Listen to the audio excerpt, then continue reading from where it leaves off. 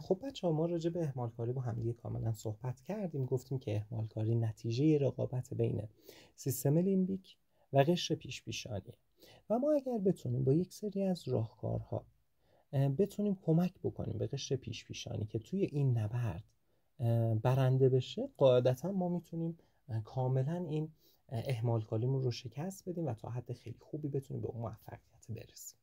حالا راهکارها چی هست؟ 4 تا راهکار مختلف وجود داره. من سعی میکنم یک کوچولو صحبت‌های علمیشم انجام بدم که دیگه کاملا به درد شما بخوره. بچه، اولین راه حلی که وجود داره تکنیک پومودوروست.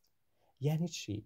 یعنی شما میایید به جای اینکه من همیشه میگیم 1 ساعت و نیم بخون، بعدش یک تایم رو استراحت کن. حالا میگه به جای اون 1 ساعت و نیم هم بیا 25 دقیقه بخون، چند دقیقه استراحت کن، دوباره 25 دقیقه بخون. خب یعنی میگه آقا بیا 25 دقیقه رو که خوندی، یه 2-3 دقیقه سر جات استراحت کن، چشمتو ببند، سرتو بذار روی میز، چه میدونم پاشو یه مقداری نرمش بکن، دوباره بشین سر جات، ادامه درس خوندنت رو بده و اینجا از اتاق خارج نمیشی. حالا میگه که این اتفاق باعث میشه که هزینه و بهتر بگم تهدید برای قشر لیمبیک ما، برای سیستم لیمبیک ما کم بشه. یعنی سیستم لیمبیک من از یک کار بزرگ بیشتر میترسه تا یک اتفاق کوچولو.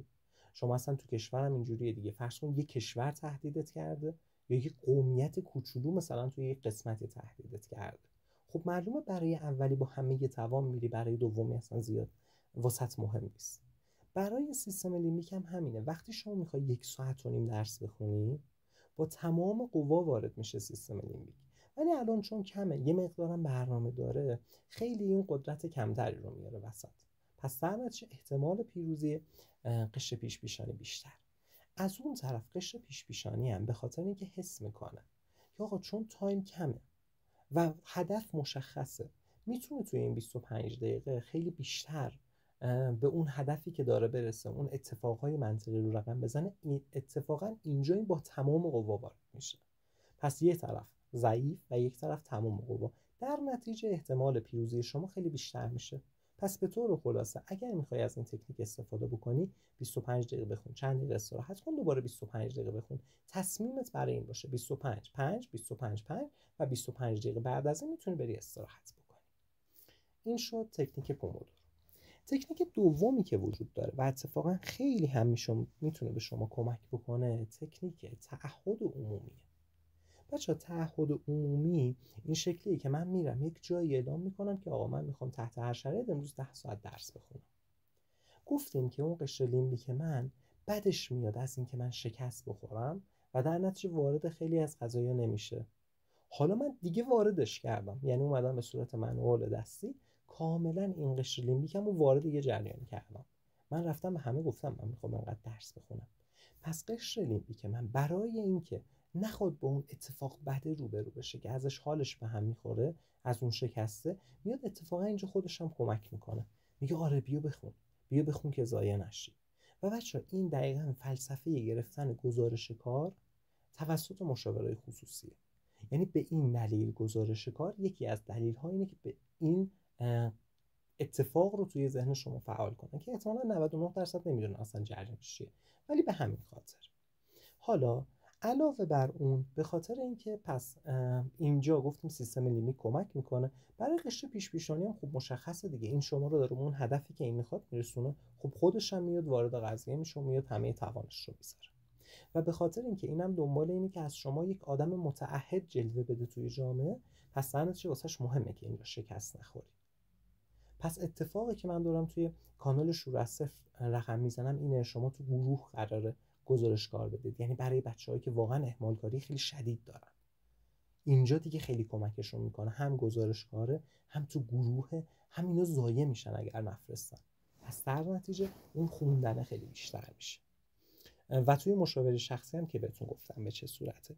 تکنیک سومی که وجود داره تکنیک بازسازی محیطه. بچه‌ها میام چیزهایی که جذابه برای سیستم لیمبیک رو تا حد امکان هزینه‌اش رو زیاد میکنم و چیزهایی که جذابه برای قشر پیش پیشانی رو تا حد امکان هزینه‌اش رو کم میکنم.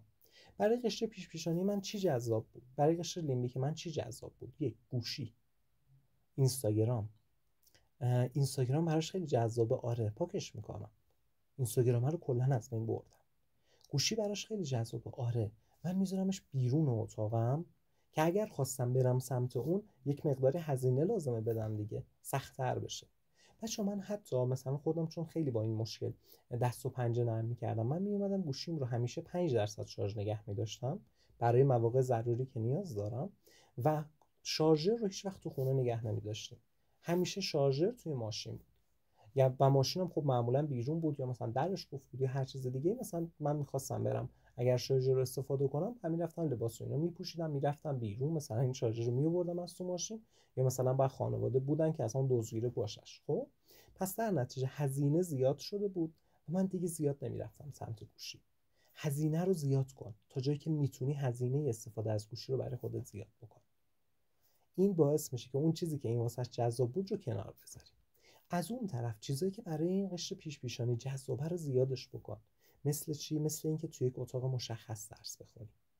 ببینید این باعث میشه بعد از یک مدتی عادت به وجود بیاد، ذهن شما وارد اونجا میشه، تمرکزش زیاد بشه. تمرکز به نفع کی بود؟ قشر پیش پیشانی. عدم تمرکز به نفع کیه؟ همین سیستم لیمبیک. این دوست داره همش چیزای مختلف رو ببینه، کیف بکنه، لذت ببره در لحظه. ولی قشر پیش پیشانی میگه نه، من دوست دارم یه جایی باشه متمرکز باشه و این تمرکز رو اینجوری میتونی بهش برگردونی. پس تا حد امکان بیا بشناس چیزهایی که بهت لذت آنی میده، اینها رو از خودت بگیر و از اون طرف یه اینجور چیزا رو بر خودت اضافه کن. بچه‌ها این خیلی جالب بود، من اینو که میخوندم واقعا ببینید روزه توی اسلام همینه ها. میاد میگه آقا دوست داری آب بخوری؟ آره خب فعلا تمرکز، فعلا تحمل کن.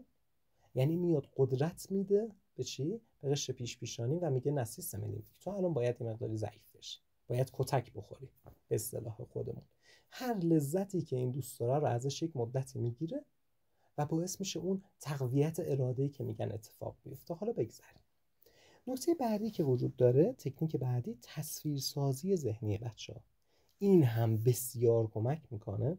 ولی بچه‌ها تصویرسازی ذهنی فرایند، نه تصویرسازی ذهنی رسیدن. این خیلی این دوتا با هم دیگه فرق داره. بچه‌ها یکی از دلایلی که گفتیم سیستم لیمبیک من بدش میاد از این که من بخوام وارد یک قضیه بشم، پیش بینی ناپذیر بودنشه. این دوست داره همه چیز رو پیش بینی بکنه دیگه. و وقتی که من یه کاری کردم که این نتونه پیش بینی بکنه آینده رو، خب خیلی میاد مقاومت میکنه. ولی من میام برای خودم پیش بینی میکنم، میگم نه ببین من میخوام هدف رسیدن به نمره 20 ریاضی. به جای اینکه همش این رو تصویر سازی بکنم که من به نمره 20 رسیدم، مثل این روانشناسی زرد، چشماتو ببند و فکر کن الان تو دانشگاه تهرانی، میام این کار اشتباهه. میام به این فکر میکنم من برای رسیدن به نمره 20 الان رفتم صحبت‌های استادم رو گوش کردم، بعدش رفتم تمرین انجام دادم، بعدش رفتم تستا رو کار کردم، بعد از تستا آزمون زدم، بعد از آزمون تحلیلش کردم. این فرایند رو که شما برای ذهن خودت میای تصویر سازی میکنی، باعث میشه که سیستم لیمبیک شما حس کنه که یه چیز آشناست و دیگه از اون چیز ناشناخته عجیب غریب شما تبدیلش میکنی به یه چیز آشنا. این میشه که در نتیجه اینم با شما همسو میشه. بچه توی مشاوره های خصوصی من دقیقا همین کار رو انجام میدم. یعنی میام به بچه ها به جای اینکه بیام همش بهش بگم پزشکی چیه، دندون پزشکی چیه و تو به دندون پزشکی میرسی، میام تو همون جلسه اول بهش میگم زیست شناسی رو اینجوری بخون، واسش مرورش میکنم. اولین کارو میکنیم، بعد این کارو میکنیم، بعد این کارو میکنیم. درسته این روش مطالعه هستن، ولی حتی بچه‌هایی که روش مطالعه رو بلدن من دوباره اینو واسهشون توضیح میدم، به خاطر اینکه اون سد ذهنی اهمال کاری توی اینا شکسته بشه. برید ببینید دقیقاً توی کانال شور از صفر مهر ماه ما دقیقاً همین کارو کردیم. حتی شده کوتاه من توضیح دادم چطوری باید ریاضی بخونی، چطور باید زیست شناسی بخونی.